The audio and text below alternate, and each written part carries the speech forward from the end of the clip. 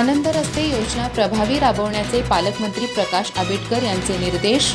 Royalty माफी, मोफत मोजणी व अतिक्रमण हटवण्यासाठी सवलती. रोह्योतील विलंबावर चौकशी, विशेष समितीची नियुक्ती. कोल्हापूर इथं मुख्यमंत्री बळीराजा शेत पाणंद रस्ते योजना प्रभावीपणे राबवून शेतकऱ्यांना दिलासा देण्याचे निर्देश पालकमंत्री प्रकाश आंबेडकर यांनी दिले.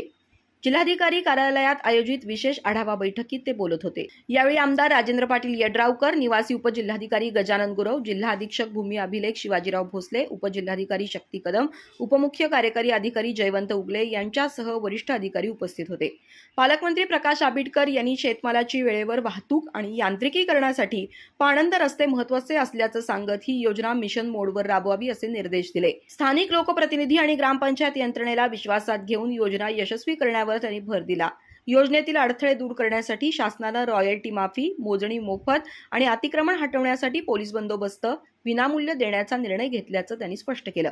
जमिनीचं संपादन स्वेच्छेनं दिलेल्या दानपत्राद्वारेच करण्यात येणार असून यामुळे खर्च आणि वेळ वाचणार आहे. आमदार राजेंद्र पाटील यड्रावकर यांनी प्रत्यक्ष अस्तित्वात असलेल्या मात्र सरकारी नोंद नसलेल्या रस्त्यांची नोंद करण्याची सूचना केली.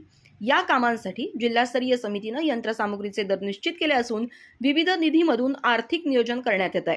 दरम्यान रोजगार हमी योजनेतील विलंबाची पालकमंत्र्यांनी गंभीर दखल घेत उपजिल्हाधिकारी यांच्या अध्यक्षतेखाली विशेष समिती नेमण्यात आली आहे.